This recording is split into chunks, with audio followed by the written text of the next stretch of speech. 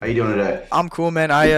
Busy. It's funny, dude. I have like two properties that I had one of the same buyers and I'm just not answering. So I'm just letting it rest, letting Kurt take care of it and coaching. So not too much Nice. going on. Great, man. Well, thanks for the time. Super grateful for it. What do you got going on today, man? A lot of meetings and hustling and trying to really start getting into this hold my hand wholesale real estate stuff. I've done a lot of different type of real estate, more traditional and land deals. I've learned doing tons of research on Section 8 and I'm kind of look pretty new to the community. Went through like the beginner courses, kind of went through a whole bunch of different things. Also looking to eventually like invest in the Section 8 with my own money. But I was just trying to get like an understanding and kind of like more of the one-on-one coaching and kind of really see like the best scenario of like just kind of hitting the pavement, getting on the calls and actually just calling out to real estate agents and kind of seeing like, what's the best way to just start getting into deals. Well, I mean, the first thing I would ask you is what are you kind of gunning for more, creative or the lump sum cash? Well, that's one thing. So that I'm learning more about the sub two and then the creative financing. That sounds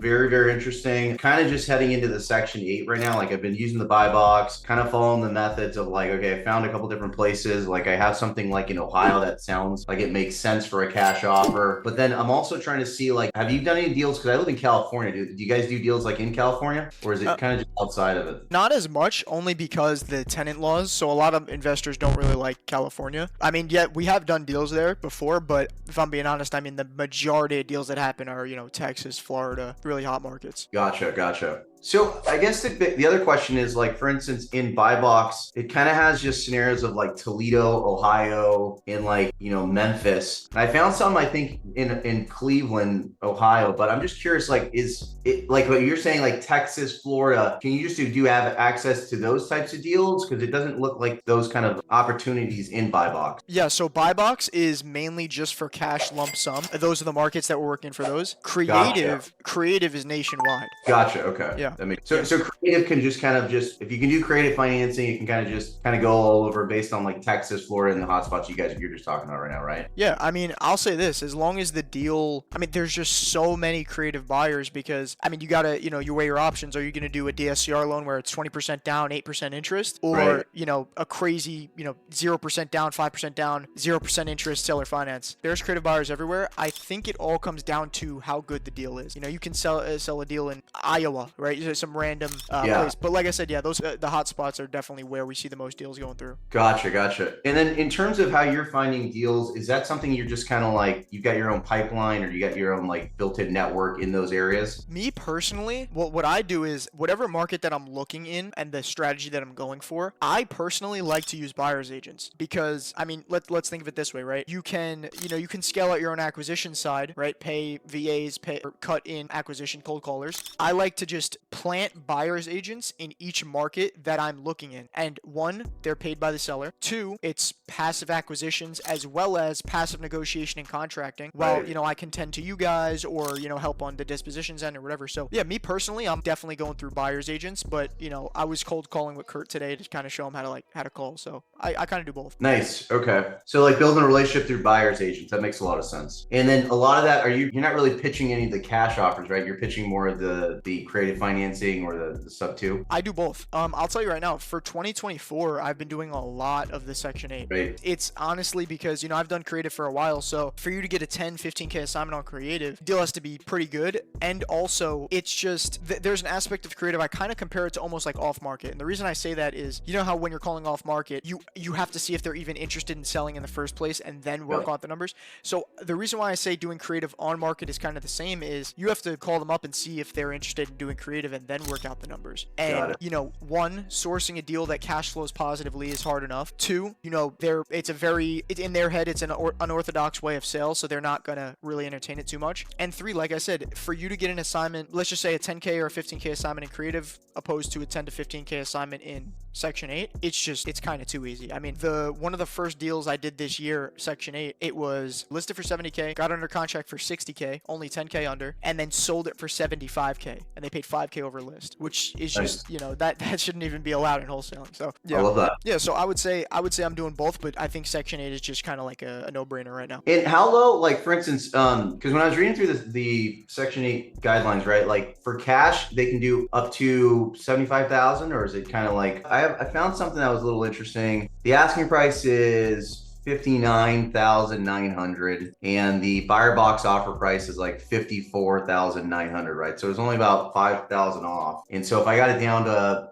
44,000, would that even make sense for a deal? So there's two factors to consider. One, for these buyers to use the DSCR loan that they usually use, the lender needs to lend on at least 75 grand. That's what I thought. Okay. So, but it doesn't, I wouldn't say it's a dead deal. And the reason why is two reasons. One, buy box will never offer over list price. So that Right. deal very well might be able to be bought at 70, 75, 80,000, depending on the cash flow, which, we can look through my calculator if you want. But so if you went through and got it on Tom status, right, where there's no list price and there's kind of free range to what they'll pay you, right? Because a buyer really won't want to pay over list. But if there's no list, I know there's price history, but if I'm being completely honest with you, these buyers, they barely look at list price. If they're going to look at price history, it's going to be, a miracle there. But I would definitely go for the ones that are the most streamlined, the most efficient, and straight to the criteria. But Right. a deal like that, I wouldn't call dead, because you could do Tom status, and then I would just make sure that the estimated value or comparable value matches what you're looking to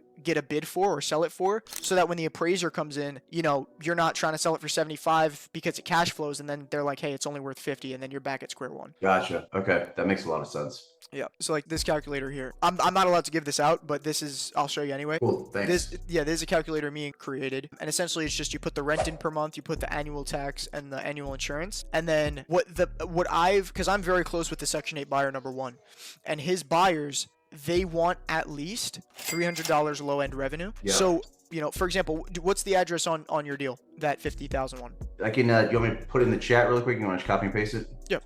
Yeah, I've got two I wanted to ask about. That's the first one. It's in Cleveland, Ohio. Cleveland rents are kind of low, so it might actually be at 54, but we'll see. So 44,105. Yeah, so I looked over the HUD. 3-bed, right? 1,200. Yeah. Okay. And then we got to do, let me see. Is the 3-bed 1,200 or is it 1,434? So it depends what HUD user link you're using, because the HUD user link that doesn't show zip codes will give a general. So this one's a little bit more honed in. This is strictly 44105. So if we did 1246, 252, and we're shooting for this $300 of cash flow, you just tweak it until it kind of says 300, right? So, all right, if they bought it at 60, it's around, so we actually might be where we're at, right? So let's see, 57,000. All right, so around 300. Yeah, so actually buy box is pretty close to what they would buy at, just because the rent is just really low and the tax and insurance are, decent. Yeah, so they would buy it at, like I said, 55, 57 is the other calculator based on that cash flow. That's saying, right, like right now the list price is they're looking at buying it at about 54, right? So I would try to at least get, if I wanted to make, I don't know, $5,000 or $10,000, and I try to get them to sell it at 44,900. Yeah, so what I'll tell you is these Section 8 properties, every single time that we wholesale specifically to these buyers, considering they're using a DSCR loan, and DSCR loans won't lend on assignment fees because they'll just lend on, appraised value, you need to double close them. So I always recommend going no lower than $5,000 on your assignment fee, because when you double close, you have to pay the transactional funder, right? Or transactional lender, which is $1,000. Closing costs on the A to B is, let's just call that another $1,000. So you're going to kind of dwindle your assignment fee a little bit. So I would shoot for at least, 10,000, but no lower than 5,000 on them. Got it. So at least 10. Got it. That makes a lot of sense. Well, okay. I mean, also, don't throw away like 7 or 8, right? But once you get into like 6, 5, then, and you have to split it with Rich and Chris, or, if me and you partner and we're splitting the student end, but that's what I would say. Yeah, I like to shoot for 10. 10, yeah, just to kind of keep it a little bit of buffer. Also, if you're offering, I mean, you probably already know this, but, don't shoot for exactly what you want, right? If you're negotiating, if you're trying to get it for 45, for example, don't give them 45 to start, right? Give them maybe 40, wait for a counter, but I'm sure you know that. Yeah, no, that makes a lot of sense. I appreciate you kind of saying. And then in terms of because I haven't made any calls yet, and I've been in, from a negotiation standpoint, I'm pretty experienced in it, but in terms of the right pitch, is it, you're coming in more as an investor, right? I mean, that's kind of like the whole standpoint on it. Yeah. So, I mean, I think everyone's pitch is kind of, when it goes down to the bones, I think it's pretty similar. Me personally, I like to come in just and this is creative or whatever, I like to come in very just nonchalant and use my credibility to my advantage, right? So as soon as you get on the phone, they can instantly tell if you're credible or not. just the way you speak, the way you carry yourself. You speak well and you carry yourself well, so I don't think that would be an issue. Yeah, of course. And then, yeah, I mean, I kind of go in and I'm just having a conversation because, they get the same pitch all day. Hey, I'm an investor. I'm looking in the air. They don't want to hear it, right? They just want a chill conversation. So I'll call them and, how's your day going, man? Oh, it's going well, man. What about you? And then instead of hitting them with something like, oh, it's good, and just going into it, I'll give them an honest answer of like, we're trying to close, titles being annoying, whatever, something they can relate to, just to kind of break the ice on the conversation. That's the style I go for. I like that. Yeah. Be a little more personable and then kind of ease into it. That makes a lot of sense. Yeah, and also, kind of like a nugget, I guess. What I like to do is at random points in the conversation, just to again boost my own credibility, is let's just say we're talking about 123 Main Street, and then out of nowhere I'll be like, Ray, really kind of off topic. Do you guys do property management in here at all? And now it's like, okay, he's asking about property management. Or yeah, I'm looking at Memphis a lot. We just really need a buyer's agent we can work with because I'm tending to my students or whatever you want to give them. And then you kind of branch out because they know that if you go in and you're just question, offer, it's like it's just too general. So I like to bounce around, break off, and if they're like, hey, he's asking about management, oh, he's asking about buyer's agent, he doesn't just want to get an offer. A little bit of a value proposition that's being added for them. I like that a lot. Okay. So for this deal, then, based on what you have, I'd want to try to obviously start at like 40 and move my way up from a cash offer, but you have it exactly at a buy price at 57,000. That would be making revenue at almost about 300. Yeah. So what I will also say is these buyers, the way that, so in buy box, Section 8 buyer number 1, his name is Demarie, and Demarie has access to 780 buyers. So he's kind of like the JV there, which I'm super cool with him. Like he's, we're friends outside of that. So I have a really good feel of what they're looking for. I'll tell you right now, the way he markets it to them is 5K discounts. He's going to market it at, let's just say it cash flows at 57. He'll probably market it at, 55, showing, hey, we have a 5K discount off of list price, right? Which is, only $2,000 less. But for this one particularly, I would shoot for, like I said, 40, maybe land on 45, 47 and make yourself an assignment. But I would also say best use of your time would be going exactly for something that hey, if I lock this up, it will sell 99% of the time. With this one, I like it. The only thing is, 1, we have to probably get it into Tom status. 2, you have to gamble on the fact that they will not look at the price history. 3, you also have to gamble on the fact that the appraised value will come back at what you're trying to sell it for, so you don't have to go get a reduction. So there's a lot of processes. Maybe look, I would look at something maybe listed for like 85, and you're looking to sell it for like 75, 80, and then getting it for, listed for 85, want to sell it for 80, and you get it locked up for 70. You don't have to worry about meeting the DSCR requirement because if you're selling it for 75 or 85, it's already over there. It's just kind of a little bit easier process. But for this one particularly, that's what I would do. Okay, that makes a lot more sense then. Then can I send another one? Yeah, dude. Yeah, of course. All right, cool, dude. Where are you based out of, bro? I'm New York City. Oh, NY. Okay, we're in New York. Staten Island. Oh, nice. Okay. I was just in I go to New York probably once a quarter. I usually stay out like in Tribeca, but I love this. Love New York. Yeah, I'm trying to get out of here, man. Really? Yeah, you love New York until you live here. Yeah. I like visiting, trust me that. You gotta move to I'm in California, so it's vibe here's a little bit interesting. The quality's good. It's a little, obviously messy. It'd be cleaned up, yeah. Yeah, which is fine. It actually it looks like a preschool, dude. What? So we also have to think about the buyer appeal, right? So if they see pictures like this, yeah, it's good looking, which I don't really think would be a problem, but obviously the more appealing you can make it to a buyer, the faster it would sell. This is fine. I wouldn't say this is a no-go, but something that in your mind is like, hey, I lock this up, it will sell, would be something kind of like, maybe this one, for example, I just got under contract, something like this, right? Super turnkey kitchen, right? But this is fine as well, right? It just needs to be cleaned up. So really quick, sorry. So on the deal that you're looking at, I'm just trying to really understand the numbers real quick. So you got that at 108. You're trying to get that, let's just say a $10,000 assignment. So you're trying to get it at 98. What's the offer for on buy box? Yeah, so buy box, this one particularly, they're paying 100, right?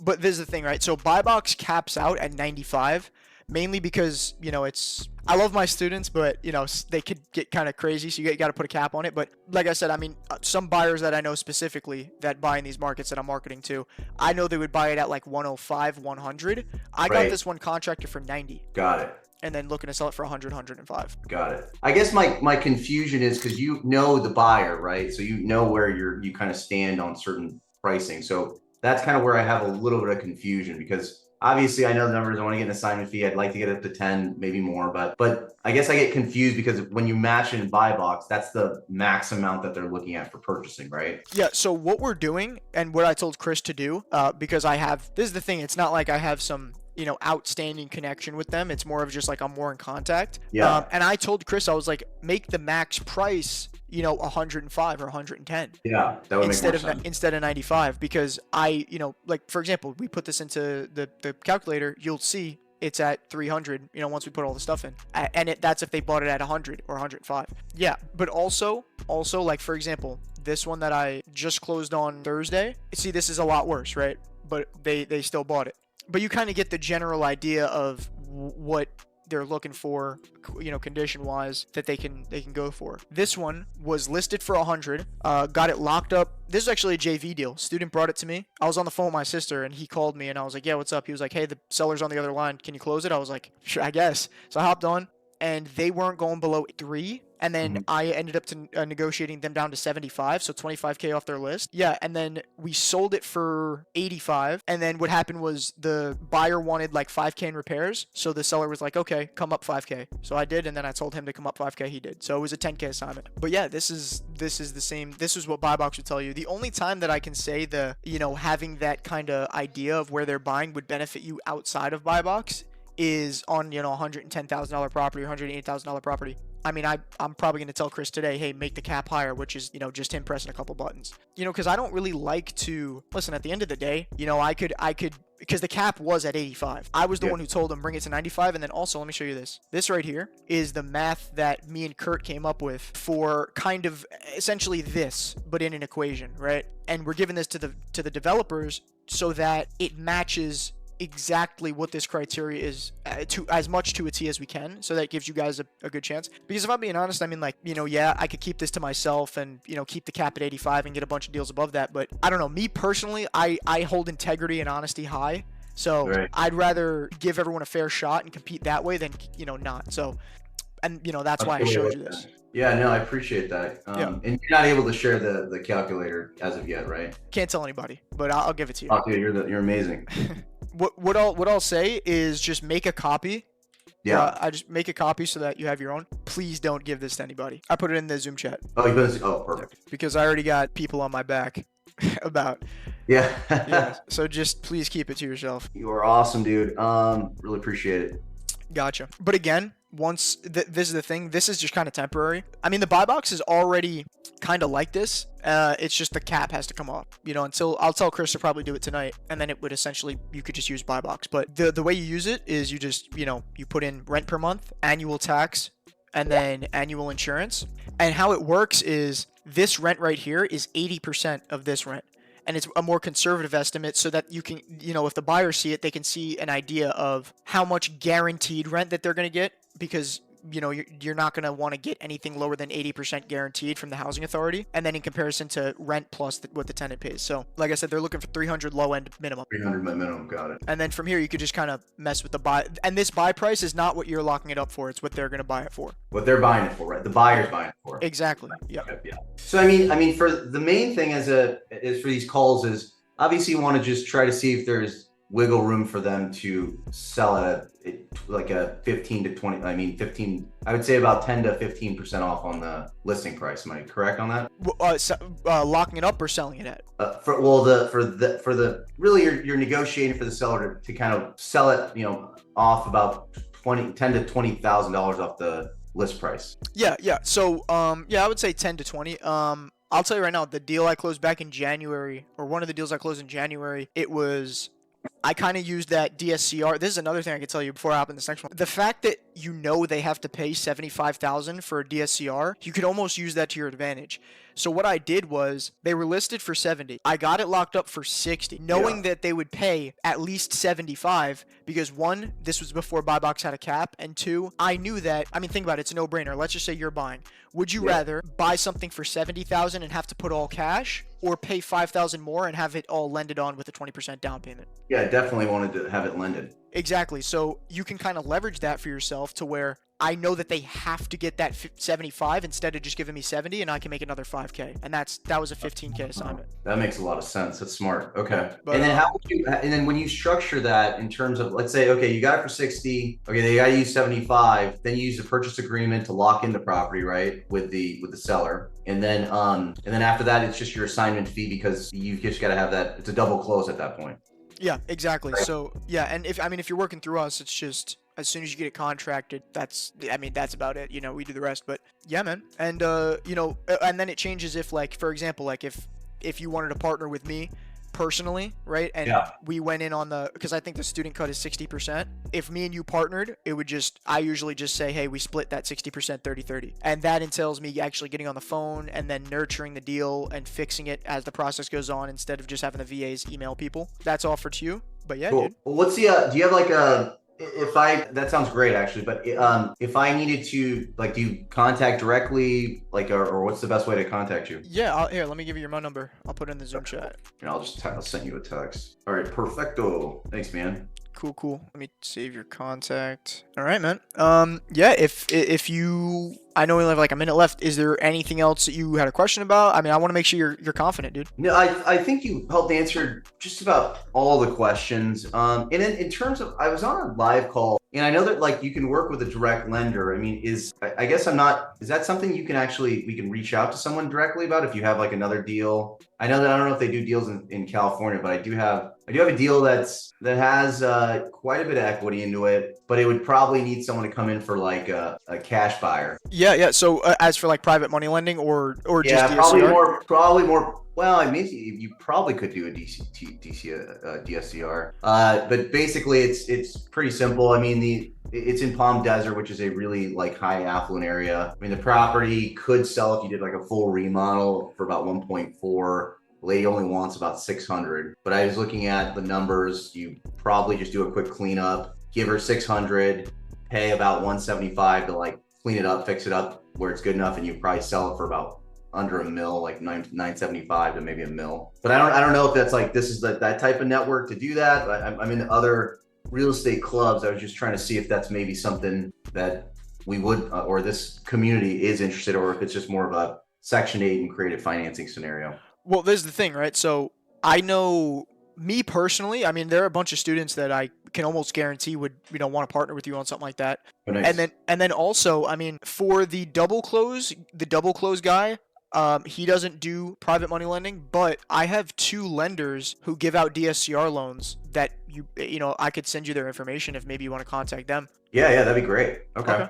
Cool. So I'll send you those, and then like I said, I mean, you bring that up in the group. I know, actually, I'll text it to you so you have it, so it doesn't go in the Zoom chat. But the guy ERAM in the group, I was talking to him about doing some taking down Section 8 together, ownership wise. He might be interested, but who knows? I want to help you as much as I can. So no, I appreciate it. Yeah, and actually, I'd like to because I want to start buying into the Section 8 as well. That's my next venture as I'm kind of putting in then. But okay, that sounds great, man. Really, thank you. Really appreciate your time, and then thanks for the phone number and information. And looking forward to building this stuff out. Cool. All right. You need anything, you let me know. All right, thanks, Jake. Appreciate it, man. Have a great day. You too, man. See ya. All right, take care.